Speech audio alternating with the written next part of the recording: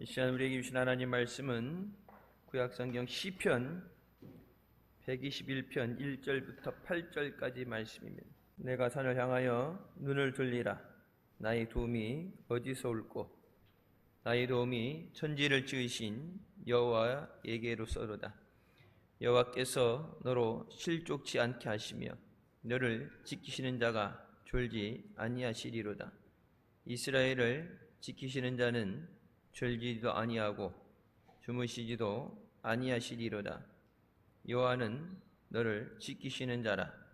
여호와께서 내 우편에서 내 그늘이 되시나니 낮의 해가 너를 상치 아니하며 밤의 달도 너를 해치 아니하리로다.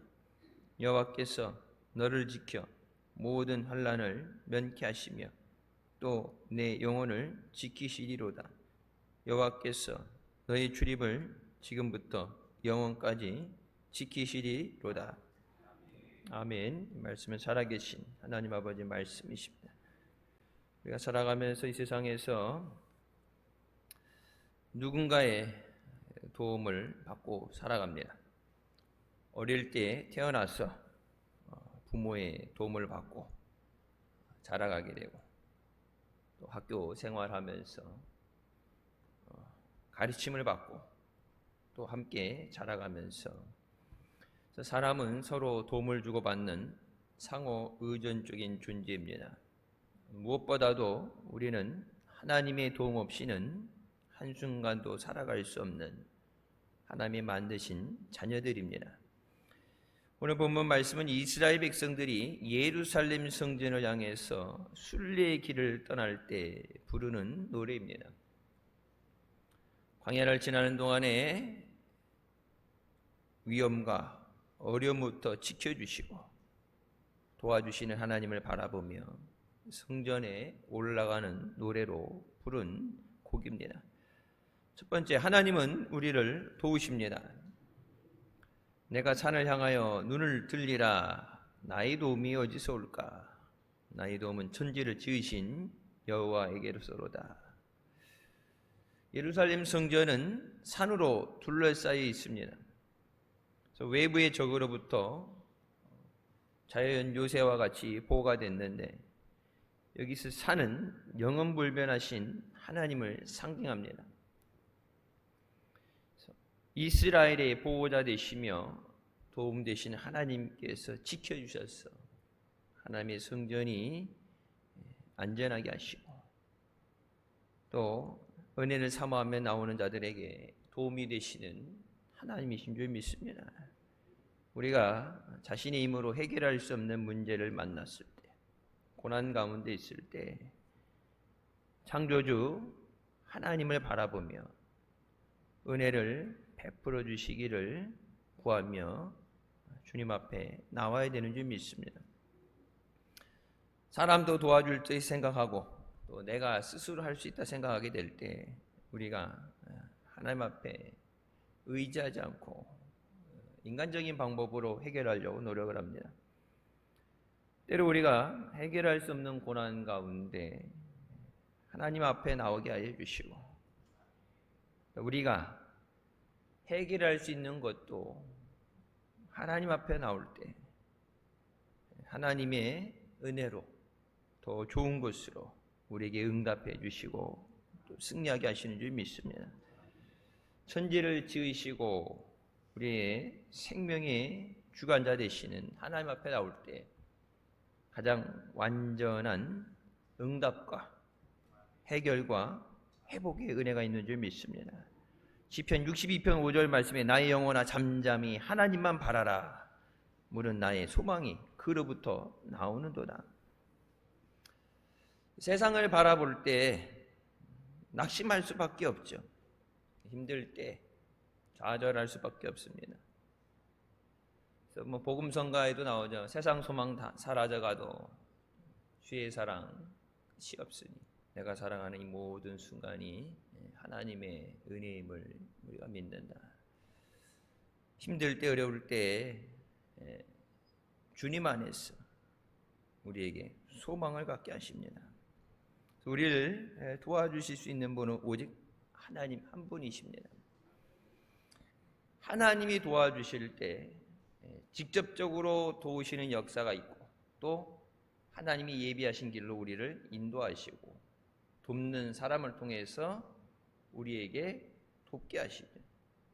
그러니까 눈에 보여지는 것이 누군가의 도움, 어떤 예상 못한, 세상 사람들이 얘기하는 예상 못한 뜻밖의 길이라고 우리가 생각할 수 있지만 그 모든 것이 하나님의 도움입니다.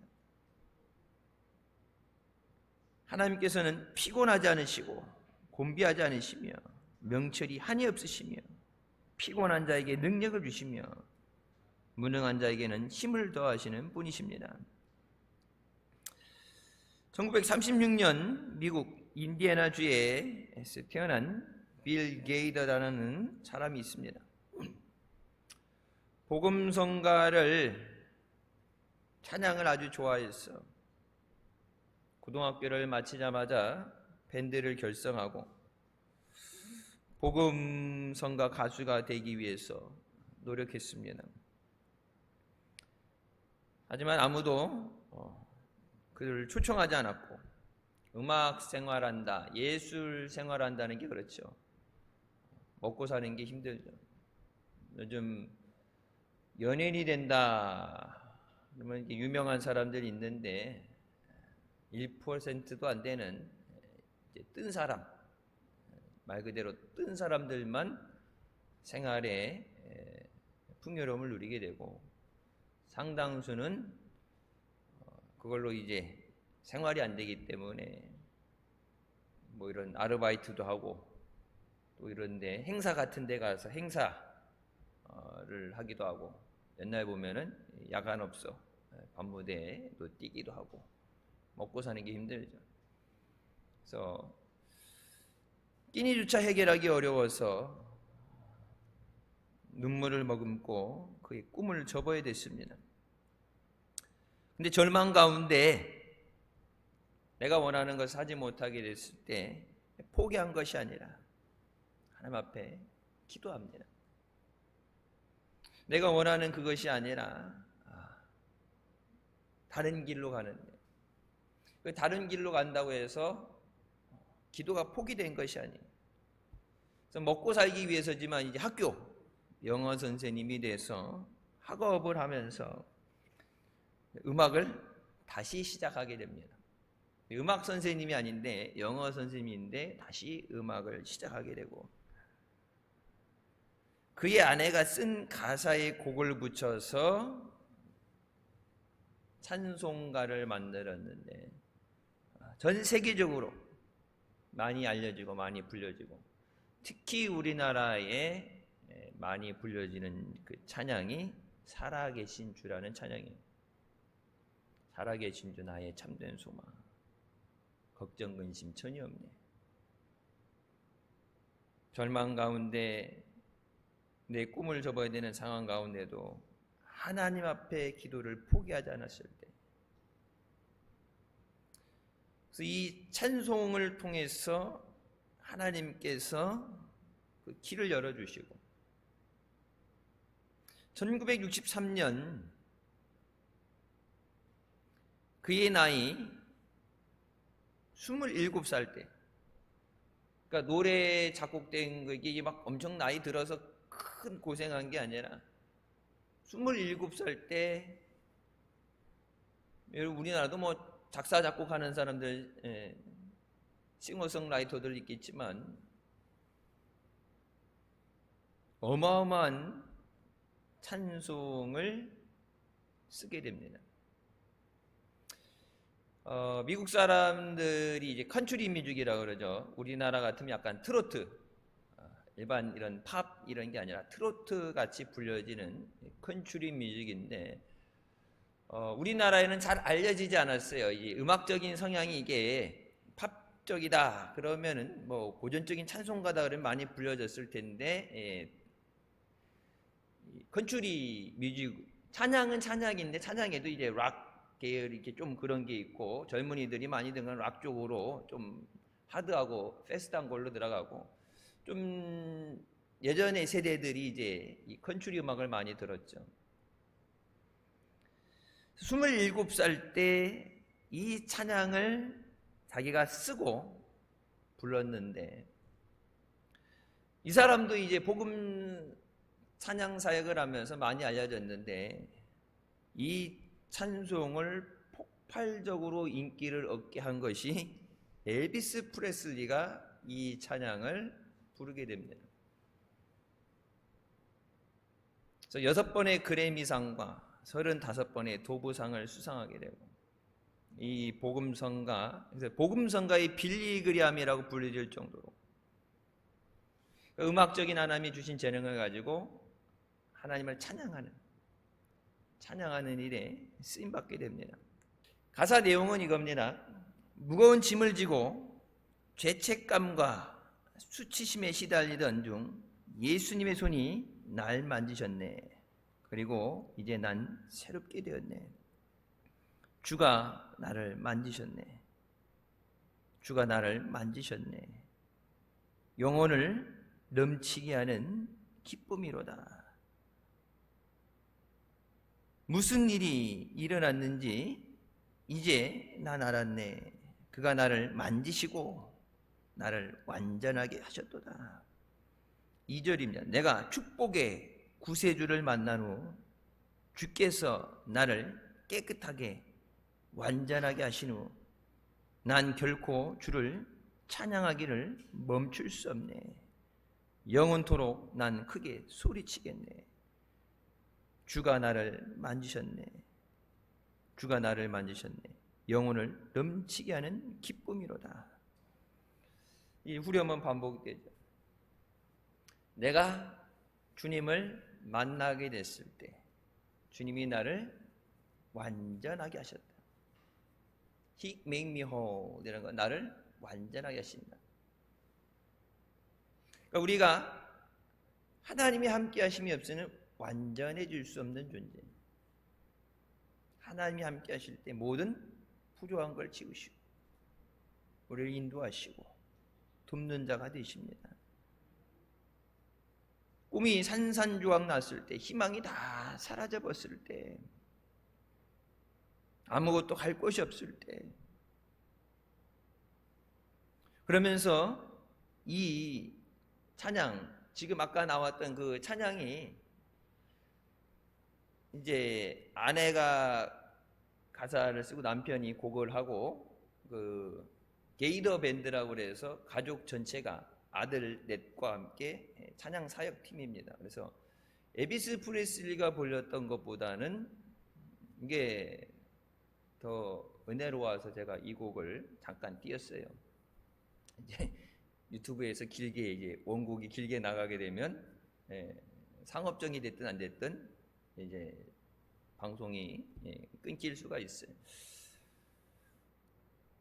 언제나 당신을 사랑하시는 분께 달려가라. 하나님의 계획은 나의 계획보다 더 완전하시다. 고등학교 졸업하고 음악을 하고 싶어서 밴드를 시작했는데 할 수 없이 꿈을 접어야만 됐을 때, 그것이 포기하는 것이 아니라 내 꿈이 산산조각 났을 때, 갈 곳이 없을 때, 희망이 사라져갈 때, 나를 사랑하시는 주님 앞에 나갈 때 주님의 완전하신 계획, 그 은혜를 우리에게 주시는 줄 믿습니다. 그 찬양이 주님을 만나게 됐을 때 주님이 나를 만지신다. 이 만지신다는 표현을 낼 수 있고 나를 붙잡으신다는 표현도 되겠죠. 우리가 주님을 붙잡는 게 아니라 주님이 능력의 손으로 우리를 붙잡아 주십니다. 어떤 어려움과 위기 상황에서도 우리는 눈을 들어서 우리를 도우시는 전능하신 하나님을 바라보아야 됩니다. 하나님만이 우리의 유일한 도움이시고 또 모든 문제의 해답이 되시는 줄 믿습니다. 두 번째, 우리를 지키시는 하나님이십니다. 실족치 않게 하시는 하나님이십니다. 어려움이 있을 때 하나님은 반드시 우리를 지켜주십니다. 예루살렘으로 향하는 순례자들은 광야길에서 구덩이와 낭떠러지로 자칫 발을 헛디뎌 다칠 수도 있었고 생명에 위태로울 수도 있습니다. 우리의 삶이 마치 광야의 삶과 같아서 쉽게 넘어지고 실족할 수 있습니다. 하지만 하나님께 도움을 구하는 자는 하나님께서 붙잡아 주셔서 위험한 광야길도 안전하게 보호해 주신 줄 믿습니다. 때로는 우리가 감당할 수 없는 무거운 인생의 짐을 지고 비틀거리고 흔들거리다 넘어질 때가 있습니다. 아까 찬양 가사죠. 죄의 무거운 짐을 지고 가라. 그 죄로 인해 내가 수치심을 끼고 죄로 인해서 힘들어할 때 우리가 주님을 찾아온 것이 아니라 주님이 우리를 찾아오셔서 우리를 구속해 주셨습니다. 아무리 무거운 짐이 있고 많은 짐이 있어도 그것을 대신 져주는 사람이 있다면 우리가 그것을 이겨낼 수 있습니다. 주님 우리에게 수고하고 무거운 짐진 자들아 다 내게로 오라. 내가 너희를 쉬게 하리라. 시편 55편 22절 말씀 내 짐을 여호와께 맡기라. 그가 너를 붙드시고 의인의 요동함을 영원히 허락하지 아니하시리로다. 우리의 짐을 하나님께 맡기라고 말씀하십니다. 내가 지고서 무거워서 견디지 못해 쓰러지는 것. 찬송가다 무거운 짐을 지고 가다 견디지 못해 쓰러질 때.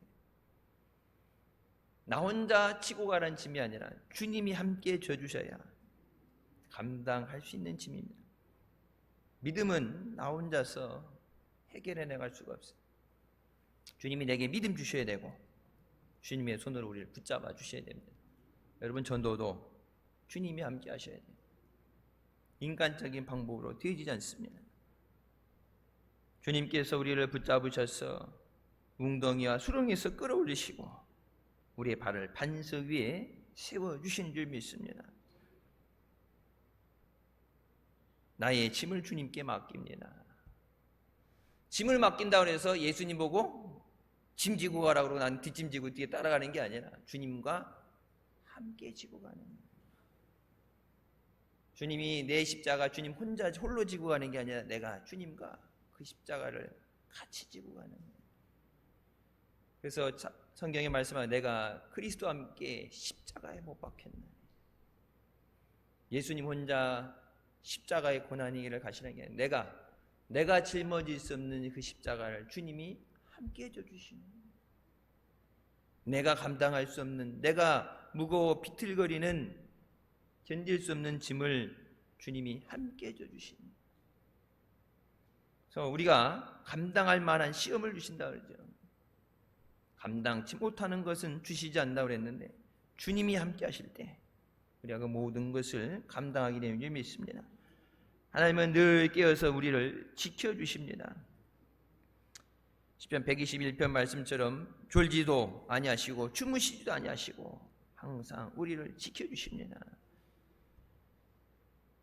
우리를 눈동자같이 지키신다.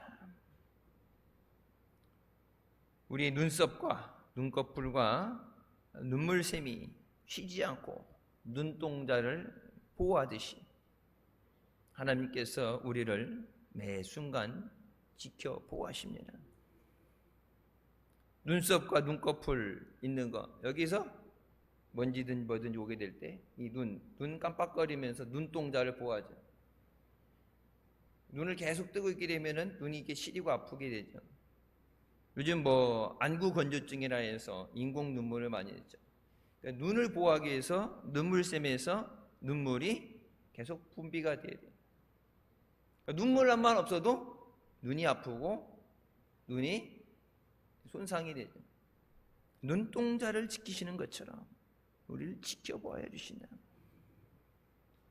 헨리 블랙커비 목사님이 하나님의 자녀인 당신은 결코 혼자가 아닙니다. 당신의 목자께서 항상 함께 하십니다. 따라서 당신이 있는 곳으로 그분을 부를 필요도 지금 그분이 어디 계시냐며 의아해할 필요도 없고 행여 당신을 버리실까 두려워할 필요도 없습니다.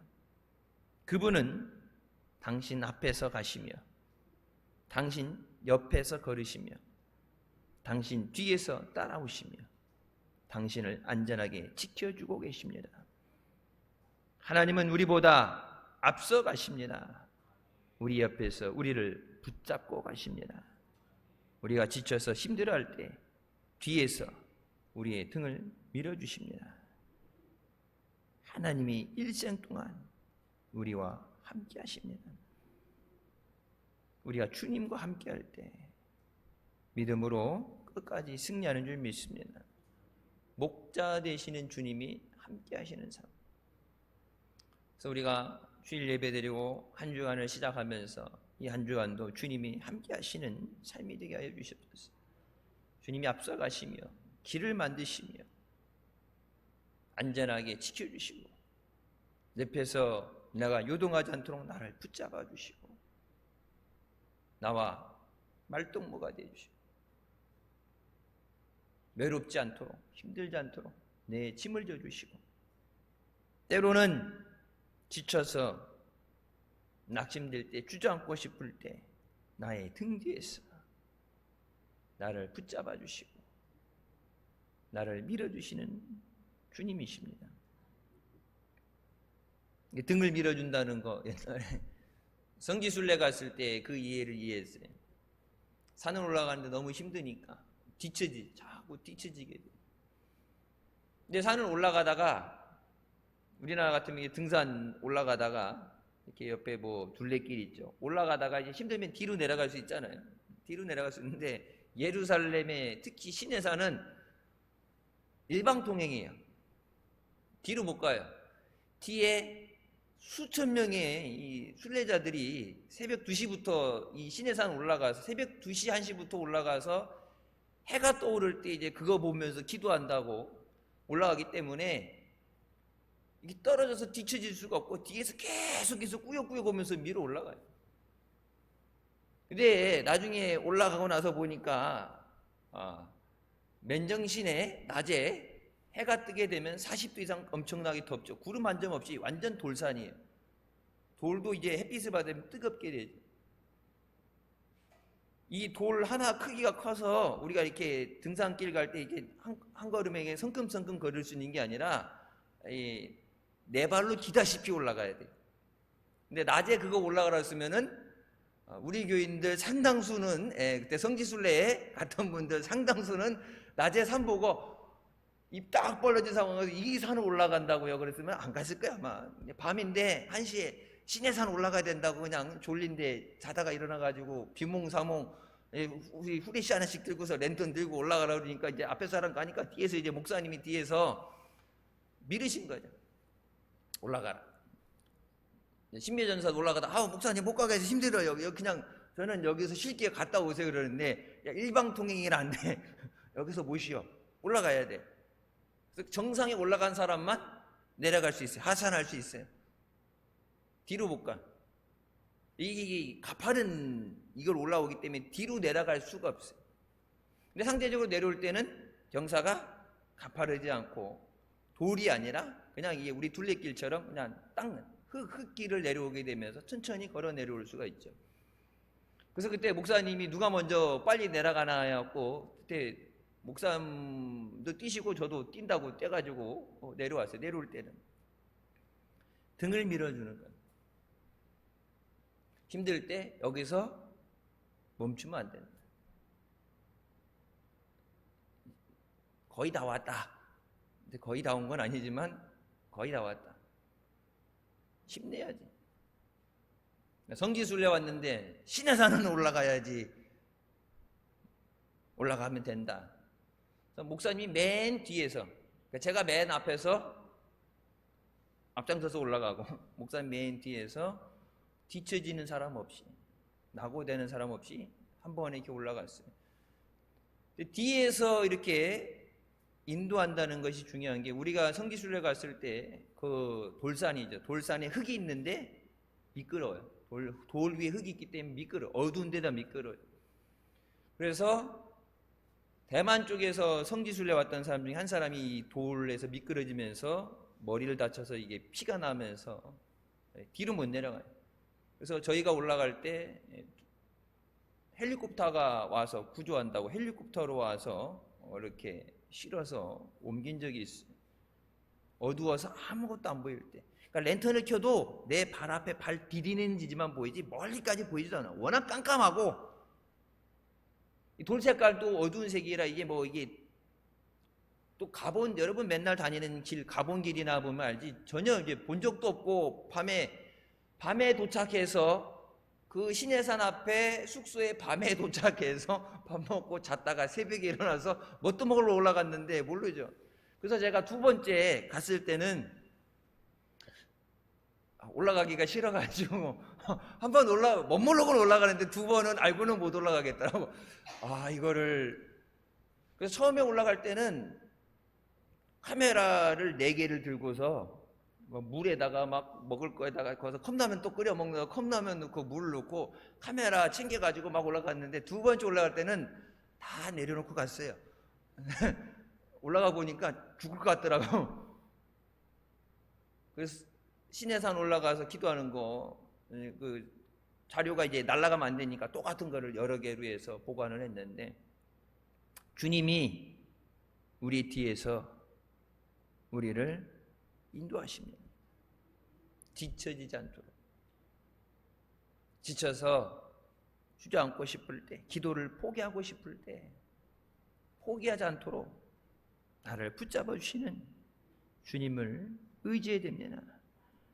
하나님은 광야 같은 고통 가운데 우리를 쉬게 하시는, 보호하시는 그늘이십니다. 이 세상에서 원수 마귀는 끊임없이 우리를 공격해 옵니다. 우리 힘만 의지하면 마귀에게 패할 수밖에 없습니다. 전능하신 하나님의 그늘 아래 우리가 쉴 수 있습니다. 뜨거운 햇빛으로부터 보호해 주시고 원수 마귀의 어떤 공격에서도 우리를 안전하게 지켜주십니다. 광야 40년간 낮에는 구름 기둥으로 밤에는 불 기둥으로 이스라엘 백성을 인도하셨습니다. 광야길 40년 출애굽의 길만 아니라 우리의 삶, 광야 같은 우리의 삶, 마지막 하나님 나라에 갈 때까지 불 기둥과 구름 기둥으로 우리를 인도하여 주시고 지켜주셨습니다.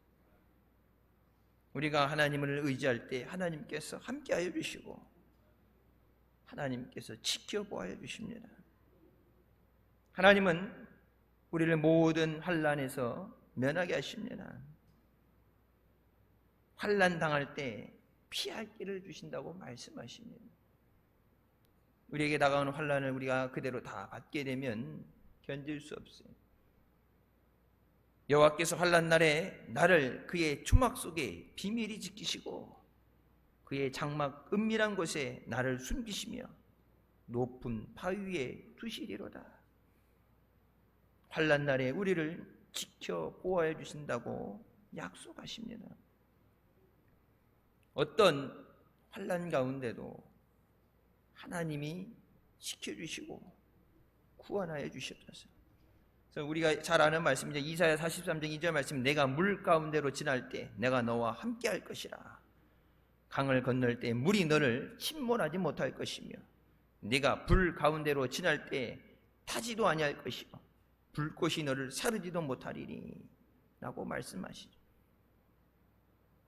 어떤 환난과 시험과 어려움이 와도 내가 너와 함께해서 어떤 것도 너를 상치 못하게 하신다. 하나님이 지켜주셔야 됩니다. 마귀는 죽이려고 하는데 마귀의 공격에 노출되어 있으면 당할 수밖에 없죠. 이번에 우크라이나 전쟁에서 러시아가 피해를 가장 크게 입는 게 노출이 돼 있죠. 핸드폰으로 해서 정보를 주고받고 하는 게 테슬라를 만드신 분이 전쟁이 나게 되면 통신망이 끊어지죠. 연락이 안 되니까. 근데 이 통신망을 하게 해준다고 쌓아 올린 위성을 가지고 요만한 접시를 펴놓고 전화를 통해서 정보를 주고받을 수 있게 해줘서 러시아 군대가 어디에 모여있든지 어디 모여서 이렇게 연락을 하잖아요. 자기네끼리 연락을 주고받고 하는데 그게 어디 사람들이 많이 모이면은 이 신호가 많이 모이는데 이게 산속인데 막 신호가 이렇게 많이 모여있다, 전파가 많이 모여있다 그러면은 여기 러시아 애들이 있구나 그래가지고 거기를 그냥 폭격을 해버리는 거죠. 이 노출이 돼서 적에게 노출이 되니. 그러니까 어디를 가도 몰래 이동한다고, 산길로 시골길로 밤에 몰래 이동한다고 그러는데 위성에서 위치를 보고서 얘네들 뒷길을 온다, 얘네들 여기 있다, 여기다 무기를 숨겨놨는데 이걸 다 보여주니까 3일 만에 끝난다는 전쟁이 1년을 질질 끌려다니면서 무기는 무기대로 뺏기고 전쟁에 낭패를 당하고 있죠. 노출돼서 적에게 노출돼 있죠. 마귀가 우리를 잡아 죽이려고 혈안이 돼 있는데 하나님의 그늘 아래로 피해야 돼요. 그러니까 마귀가 아무리 우리를 넘어뜨리려고 해도 우리를 건들지 못하도록. 2001년 9월 11일 미국 무역센터의 비행기 테러가 일어났죠. 그리고 아메리칸 에어라인 77기가 다른 한 곳, 펜타곤, 미국 국방부 청사를 폭격합니다. 비행기를 가지고 폭격을 하죠. 그 당시 펜타곤 안에 있던 브라이언 버드웰 중령이 근무하다가 비행기가 떨어지는 그곳에서 이것이 비행기 안에 비행기를 왜 하이잭 공중 납치해서 비행기를 가지고 뉴욕의 무역센터와 펜타곤을 공격했느냐. 뉴욕과 워싱턴 이 펜타곤이 있는 백악관이 있는 곳은 이 방공망이 세기 때문에 어떤 웬만한 전투기든 어떤 무기도 통과가 안 되죠. 그래서 이 민간 여객기 그 위에 상공을 워싱턴 공항이라든지 뉴욕 공항이 민간 여객기가 다니는 그 길에서 이게 무기가 되는 게 크기도 크지만 밑에 기름을 가지고 있죠. 항공유는 휘발성이 엄청나게 강해요. 폭발하죠. 그걸 가지고 펜타곤을 공격을 했을 때 브라이언 중령이 그 비행기가 떨어진 곳에서 얼마 있지 않은 곳에서 그의 온몸에 불로 휩싸이게 됩니다. 떨어지면서 비행기의 기름 때문에 폭발이 되면서 불바다가 됐어요. 그 불 속에서 구조돼서 자그마치 39번의 수술을 받고서 39번의 수술 후에 태어나게 됩니다. 화염에 휩싸이고도 완전히 불에 휩싸인 상황에서 살아난 그에게 하나님의 은혜, 주님의 은혜라고 간증을 합니다. 온몸에 불에 타서 병원에 실려갈 때 같은 곳에서 일하는 직원이 너무 온몸에 불이 붙어서 죽을지 모른다는 두려움 가운데 있을 때 그 옆에서 자기의 손을 붙잡아주면서 주기도문과 시편 23편을 계속 읽어줬대요. 병원에 갈 때까지. 주기도문과 시편 23편 말씀. 이것이 계기가 돼서 텍사스 상원의원으로 활동하면서 자신을 불 가운데서 건지신 하나님의 은혜를 다음과 같이 전합니다. 많은 사람들이 제가 살아나는 것에 놀라곤 합니다. 그러나 그것은 하나님의 보호하심 때문이었습니다. 의사의 응급처치보다도 그 여직원이 들려준 말씀과 기도가 죽음의 공포로 떨고 있던 제게 힘이 되었습니다. 사고 현장에 많은 사람들이 있었지만 제게는 마치 주님과 저 둘만 있는 것 같았습니다.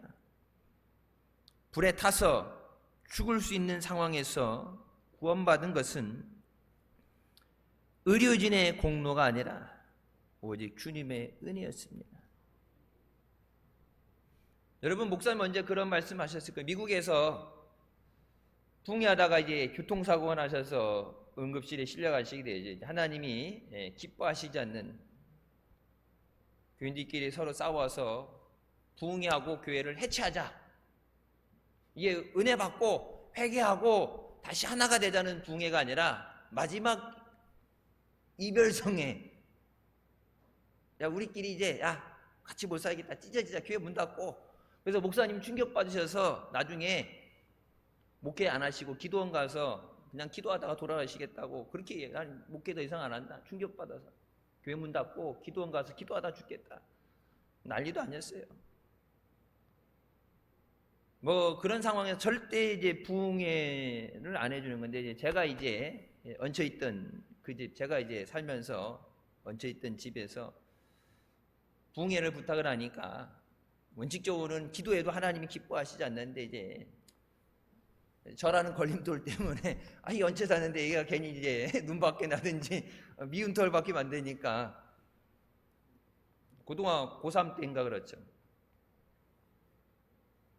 아직 대학교도 한참 남았는데, 그러니까 이제 할 수 없이 인간의 정 때문에 가는데 하나님이 기뻐하시지 않는다, 가지 마라. 근데 사람 때문에 할 수 없이 하는데, 마지막 주일 저녁에 마지막 시간 전에 교통사고가 나서 이제 붕괴가 중간에 이제 중단돼 버리고, 그것 때문에 교인들이 이제 놀래가지고 회개한다고 그러고 뭐 난리 났었어요. 저도 이제 그때 차를 타고 있었고, 그것 때문에 이제 허리 이제 수술을 4번인가 하게 됐죠. 이제 교통사고 때문에. 그때 그 말씀하셨죠. 사고가 딱 났는데 바로 뒤에 간호사가 탄 차량이 있었고, 와서 움직이면 안 된다, 응급조치라고. 차가 트레일러랑 이게 갈리듯이 부딪히면서 차가 튕겨져 나가고, 2바퀴 돌며 튕겨 나가서 인도 위에 떨어져서 그 차가 폐차가 됐어요. 언제 그래 목사님이 그 차 폐차된 거 사진까지도 보여줬을 거예요. 제가 그 뒷자리에 앉았었고, 그때는 이제 몰랐는데 나중에 이제 아파서 그렇게 된 건데, 바로 뒤에서 간호사가 와서, 자기 간호사인데 응급조치 올 때까지 기다려야 된다 그러고, 사고 난 곳에서 얼마 떨어지지 않은 곳에 앰뷸런스, 응급구조센터가 있었어요. 그래서 응급차가 빨리 오고 병원에 빨리 들어가고, 한동안은 고생은 했지만 큰 어려움 없이. 그래서 그때 얘기했던 게, 차가 폐차될 정도였으면 죽을 수도 있었는데, 이제 하나님께서 목회를 위해서, 사역이 있으니까 목회를 위해서 살려주시고, 또 하나님이 기뻐하시지 않는 것에 대해서 약간 경고가 있고, 그리고 여러분들 잘 아시는 내용이 있지만, 예전에 목사님이 안전띠를 안 메고 다니셨어요. 운전하실 때 여기 딱 답답하다고 안전띠를 안 메고 다니셨어요. 우리나라는 뭐 최근이지만 미국 같은 데는 처음부터 안전띠 안 메면 벌금이 나오고 그러는데, 미국에 오셔서도 부흥하시면서도 이거 귀찮다고 이제 습관이 안 됐다고 안 메시다가, 차가 쾅 부딪히기 10초 전에 안전띠, 나는 이게 습관상 잘 안 돼, 안전띠 한국에서도 안 메고 다니는데, 그래갖고 안전띠를 딱 껴서 뒤에 이제 그러시면서, 야 뒤에도 안전띠 다 맸니? 그래갖고 안전띠를 다 맸다고 하고, 마지막에 안전띠를 딸깍 하면서 팡 하고 사고가 난 거예요. 안전띠 안 맸었으면은 튀겨져 나가서 죽었어요. 그리고 그 전날까지 원래 그 차에 5명이 타는 차인데 6명이 타고 다녔어요. 그 얘기 뭐예요? 안전띠를 뒷자리는 다 안 했어요. 저녁 먹고, 성회 전에 저녁 먹고 예배 드려가야 되는데, 이제 한꺼번에 간다고 그래서 뒷자리에 3명이 앉아서 안전띠 매야 되는데, 저 말고 다른 사범 같이 해가지고 뒤에 이제 많이 타니까 안전띠를 안 매고 그냥 이제 꼽사리로 껴가지고 가고 그랬는데, 그날은 먼저 간다고 먼저 보내고 탔는데, 안전띠를 맨 상황에서 사고가 났기 때문에 큰 사상이 안 나죠. 환난이 없는 것이 하나님의 지켜주심, 우리가 그렇게 생각할 수 있는데, 고난 가운데, 불길 가운데서, 사고 가운데서 지켜보아하시는 하나님의 은혜. 그러니까 그것이 지나고 났을 때 보면은 우리가 깨닫게 되죠. 하나님의 은혜입니다. 하나님은 영원토록 우리를 지켜주시는 줄 믿습니다. 하나님이 지켜주실 때 가정도 화목하고 평안하고, 직장도 안전하고, 사업에도 형통케 하십니다. 하나님이 지켜주셔야 돼요. 하나님이 우리를 도와주실 때 우리에게 한량없는 은혜와 복을 주시는 줄 믿습니다. 하나님이 우리를 도와주셔야 돼요. 세상 사람들 빽이라고 그러잖아요. 빽. 인맥도 빽이고 가진 것도 물질도 빽이고 빽을 갖고 산다는데, 예수 믿는 사람들은 예수님이 빽이에요. 예수님이 함께 하시고 예수님이 지켜주십니다. 마귀가 죽이려고 혈안이 돼도 주님이 함께 하십니다.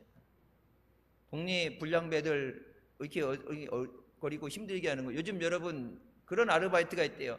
학교에 자꾸 이게 괴롭힘 당하는 애들 있죠. 와서 때리고 돈 뺏고 하는 애들.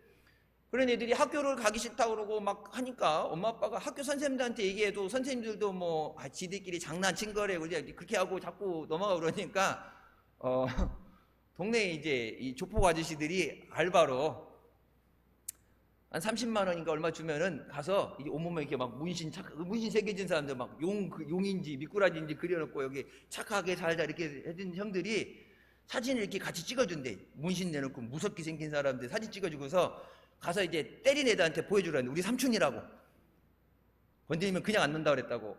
그렇게 했는데 애들이 안 믿죠. 그러면 학교 하루를 찾아갔는데 그 무서운 삼촌들이 해갖고, 야 우리 애기 건들면 그냥 안 둔다니? 알아서 해야. 그렇게 해갖고 이 아저씨들이 이 원래 안 좋은 아저씨들인데 학교 안에 이 피해 당하는 애들을 돕기 위해서, 물론 돈 받고 하는 거지만, 가서 건들지 말. 건들면은 다시 찾아온다. 근데 학교 선생님들도 해결 못하고 경찰도 해결 못하고 부모님도 해결 못하는 것을 이 동네 아저씨들이 해결한대. 이 무서운 형들이. 왜? 애들이 봤을 때 이게 좀 불량한 애들이 선생님 말 듣겠어요? 선생님 말도 안 듣고 다 그러는데, 이 어두운 세상에 있는 애들이 볼 때는 이 선망의 대상, 조폭계 형님, 무서운 형님들, 이 형들이 와서 그러면 이 형들은 법도 무시하고 사는데, 이 형들이 오셔서 건들지 마라 그러면은 어린 양과 같이 말을 잘 듣는데, 여태까지 해결이 안 된 경우가 없대. 해결이 안 된 경우가. 그래서 법보다 주먹이 가깝다. 법보다 주먹이 가깝다는 얘기. 이게 여러분 슬픈 얘기예요. 학교에서 선생님 말도 안 듣고 부모님도 안 되고 경찰도 안 무서워하고, 요즘 애들이 얼마나 막 나가는데 학교 가기 무서워서 애들이 힘들다 그러고 너무 아파하니까, 이 사람들이 물론 돈은 받지만 가서 괴롭힘을 당하는 아이들의 친구가 되어주는 건, 우리 삼촌이야. 우리 문신 새긴, 갑자기 하루아침에 삼촌이 생겼는데 애프터 서비스도 확실하대. 한 달 후에 와서 애들이 안 괴롭히지. 괴롭히면 이게 애프터 서비스. 한 번 맡은 고객은 끝까지 책임집니다. 그러니까 여러분, 마귀가 아무리 망나니 같이 뛰어놀고 사람을 안 무서워하고 막 뛰고 다니는데, 여러분 동네 형아도 무서워서 그렇다는데 주님이 함께 하시는데 마귀 새끼가 어떻게 날뛰겠어요? 하나님의 천사를 보내서 천사로 지켜주신다고 그러는데 마귀가 어떻게 하겠어요?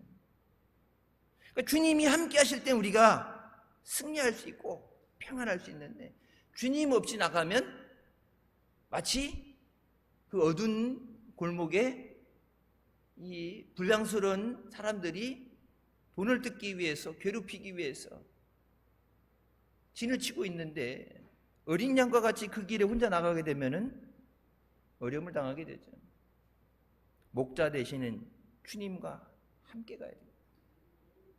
여러분, 이 땅에서 삶도 그렇고 우리가 영원한 천국에 들어갈 때까지 마귀는 우리에게 주신 그 구원을 뺏기 위해서 끝까지 우리가 믿음을 잃어버리고 구원을 뺏기도록, 하나님의 구원에서 떨어지도록 마귀가 혈안이 되어 있는데 우리 힘만으로는 이겨낼 수 없습니다.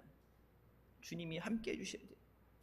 주님의 목자 되셔서 막대기와 지팡이로 우리를 지켜주시고 성령의 능력으로 우리를 붙잡아 주셔야 되는 줄 믿습니다.